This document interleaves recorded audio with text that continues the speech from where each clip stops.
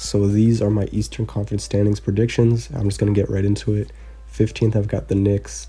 I don't know. They've got some nice young talent like Emmanuel Quickly, RJ Barrett, Toppin, guys like that, Mitchell Robinson.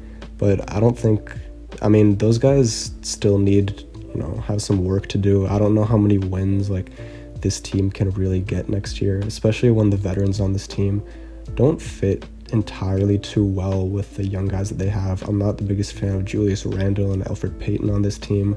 I just think that it could get to the point where they end up trading their veterans for maybe like future picks or young assets, and then this team just kind of tanks the rest of the way, for like the second half of the season. So I've got them going 15-57, but hopefully their young guys can improve this year. Then I've got the Pistons at 14th, kind of the same thing with the Knicks. They've got some nice young talent on this team, like Killian Hayes and Sekou Doumbouya. I don't know if I'm forgetting anyone off the top of my head, but then they also got some veterans who don't necessarily fit into the, into the window of this team. Like they don't fit on the timeline of this team, like Blake Griffin or even Jeremy Grant, who they signed. So I don't know. I could see them trading some of their veterans like the Knicks at the trade deadline and just tanking in the second half of the season. So I've got them 14th.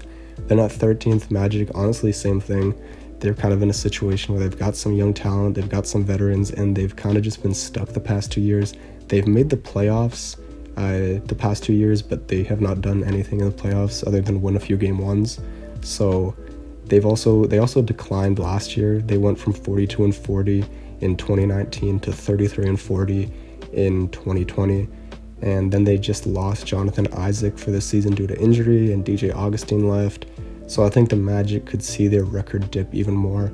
On top of that, I think that they're finally going to move on from veterans like Fournier and Vucevic, so they'll probably be worse in the second half of the year as well. Then the Cavaliers, honestly, I'm starting to see a trend with these teams in the East, man, like towards the bottom of the East. They've got like Drummond and Kevin Love, who are good players, good veteran players, but then they've got, young guys like Sexton and Garland, Okoro.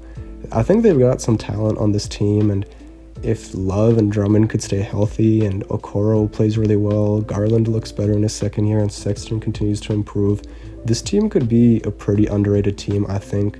I don't know if they're necessarily good enough to make the playoffs yet. I think they still need to add some more pieces. I think this team really needs like a young guy that they can build around. Colin Sexton is nice, but I don't think he's a guy that you can really build your franchise around. Cleveland would probably be better off just trading some of their veterans, trying to get a top pick in this year's draft, and hopefully getting a guy that they can really build their franchise around. Then in 11th, I've got the Hornets, who I'm really excited to watch this year, man. I'm excited to see how LaMelo does, but yeah, I can't lie. I'm not going to be biased and say they're going to be like a playoff team or anything. I think they're going to be decent just because they've got a lot of offensive talent. LaMelo is going to be kind of inconsistent early on, I think, just because he's so young. But Devontae Graham and Terry Rozier are great scorers. Gordon Hayward can score the ball. PJ Washington, Miles Bridges. They've got a pretty good offensive team, but defensively, I don't think they're great. Cody Zeller and Biyombo, Biyombo's a pretty good rim protector, but I don't know how many minutes he's going to be getting, if he's going to be getting more minutes than Vernon Carey. But Cody Zeller's not the best rim protector, and then they also don't have great perimeter defenders on this team, like LaMelo or Devontae Graham aren't the best perimeter defenders. So I just think that the fit defensively isn't great. They're going to score a lot of points, but they're kind of like Minnesota. They're going to get scored on a lot too, and because of that, they'll be below 500. Then in at 10th, I've got the Bulls going 29-43. I think Billy Donovan is going to be a big improvement this year, and he's going to help them out a lot. I think that Lauri Markkanen's numbers are going to go up, his efficiency is going to go up, and overall the team is going to look a lot better. It's just, I don't know, this team, they still have some issues to resolve. Lauri Markkanen and Wendell Carter didn't play well together last season. This team has also had a lot of injury issues. Hopefully they can stay healthy. Otto Porter has barely played like the last few seasons, so we'll see how they are this year. I could see them maybe getting into the 30s in terms of wins, but as of right now, I'm going to put them at 29-43 in the 10th seed. Then just missing the playoffs, I have the Hawks at 9th. at 35 and 37. Look, I know how great they're going to be offensively, but they're probably going to be just as bad on the defensive end too. This team is going to be really fun to watch, and I could see them sneaking in. I mean, I'm not going to act like they have no chance of getting into the playoffs, but I just think that their defense is going to be really, really bad. And when you're a team that relies on the three a lot, or not relies on the three, but shoots a lot of threes, you're going to have nights where you don't shoot well. And on those nights, you need to be able to win in other ways. And I'm not sure that the Hawks can win in other ways other than just outscoring teams flat out. So that's why I have them in ninth, but they're for sure going to be a fun team to watch this year. Then just getting into the playoffs over the Hawks, I've got the Wizards at 36 and 36. I feel like the Westbrook trade, like in retrospect, it was pretty good. They only had to give up one first round pick to get a all-star level point guard, and John Wall clearly didn't want to be there, so I feel like their hand was kind of forced a little bit. Westbrook is a guy, whether you like him or not, he's kind of like Harden. He's going to get your team to the playoffs because he's just that talented offensively. When you get to the playoffs, that's a different story, but he's going to be good enough to get you there. I think he fits better with Bradley Beal and the rest of this team than John Wall would have had he come back this season and been playing with them. I think Bradley Beal is going to, be a good fit alongside him. And Westbrook, he's got a ton of spacing on this team. Bertans, Thomas Bryant, Bradley Beal, they've got shooters on this team. He's going to be able to attack the rim pretty relentlessly. And I think that the Wizards are just going to squeak in over the Hawks to get that 8th seed. Then in at 7th, I've got the Indiana Pacers. A lot of people are sleeping on this team. I feel like, I have them 39 and 33, but I could honestly see their record being even better than that. And if some other teams above them maybe, have some injury problems or just their chemistry isn't great this year or have some injuries, I could see the Pacers maybe even going up a few spots. But yeah, as of right now, I've got them here. I feel like people are worried about, Oladipo, the rumors of Oladipo maybe wanting out and how that could affect the chemistry. But he's come out and said that he wants to stay there, and if that's true, he could be really good on this Pacers team. He's coming back, he's a year removed from his injury now, or 2 years removed, I believe. So he should be playing back at an all-star level now, and if you've got him playing at an all-star level, with Sabonis continuing to improve, Miles Turner's there, TJ Warren just came off a season where he was averaging 20 a game, Malcolm Brogdon's solid, they've got the Holiday brothers off the bench. This team is pretty underrated, and I don't think people should be sleeping on them. Then in at number 6, I got the Boston Celtics. Now, I don't think they're the 6th best team in the East. I don't, but they do have some injuries right now. Kemba's going to be out for, at least a month, I believe, and when he comes back, he's probably not going to be his 100% self right away. Plus I've been hearing that Tristan Thompson might miss the very start of the season with injury, and that, a team like the Celtics, they can't afford injuries right now because they're not the deepest team. They have a lot of young guys coming off the bench, so, regular season is about having depth and stuff. By the time the playoffs come, I think that this team could definitely be deadly. I think they have a chance to realistically come out of the East, but just because of the, lack of depth that they have now, just being amplified with these injuries, I think they're going to fall behind a little bit in the standings, at least early on, and by the end of the season, they'll be the 6th seed. In at 5th, I've got the Philadelphia 76ers.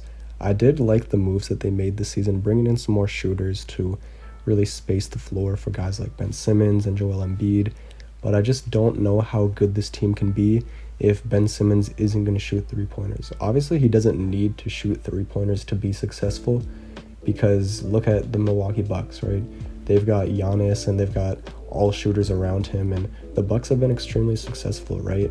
But the thing is, if you're going to play Simmons with a guy like Embiid, who is best when he's down low, scoring around the bucket, posting up and stuff like that, you need Simmons to at least be some level of a threat from the outside, and it just seems like he doesn't want to shoot from the outside, and that's fine. But if you're going to play with Embiid and you expect to win, then I don't really know what your argument is going to be. I don't think they're going to have much playoff success, to be honest. They'll be a good regular season team. I obviously think they're going to be the 5th seed, but I think that they're probably going to get out in the first round, because in the first round, I'll have them going up against the Nets, who are going to be the 4th seed. I have them going 45 and 27 just because I think although they've looked great in the preseason, it is just preseason after all, and come regular season, they're going to have to, figure out some on-court chemistry issues, figure out how to play with one another. I mean, I remember when LeBron came back to Cleveland and was playing with Kyrie and Kevin Love, they kind of went through that feeling out period near the beginning of the season, but then by the end of the season, they were really clicking, and I think they finished with like 50 or 51 wins or so. So in a 72-game season, I think giving the Nets 45 wins is pretty fair. But by playoff time, kind of the same thing with the Celtics. They could very well, make it out of the East and beat some teams that are ranked higher, seeding-wise, just because they are really talented, and KD could very well be the best player in the conference this year. Kyrie could very well be the best point guard in the conference this year. So they've got a ton of talent, and they're going to be very dangerous come playoff time, especially if they're clicking. In at the 3rd seed, I'm going to give my respect to the Toronto Raptors just because this team has been a great regular season team the past 6-7 years, and that's because they're really deep. They've got guys that buy into their role and know their role, and they play hard on defense. They share the ball. They're coached very, very well. And they've got a lot of underrated young guys on this team that I think are going to improve throughout the season, like Siakam and Anunoby, Terrence Davis, Norman Powell, Malachi Flynn, the rookie, Chris Boucher. Plus they brought in Aaron Baines, who I think is going to make up a bit for the Gasol loss. I think that the Ibaka loss could hurt them a little bit, and I think if they still had a guy like Ibaka, they could maybe contend for the 2nd seed, or, at least just have a better record. But yeah, I got them at 45 and 27 just because they've got a ton of depth, and I think that their young guys are going to get better throughout the season. So I've got them as a top 3 seed this year. Then in at 2nd, I've got the Miami Heat, just finishing ahead of the Raptors. Honestly, when I was making these standings predictions originally, I was thinking of having the Heat as more of like a 5th or 6th seed just because I was, thinking that, well, this team had a pretty miraculous run to the finals. No one's really expecting them to be there. They were a 5th seed last year and they didn't really make any moves.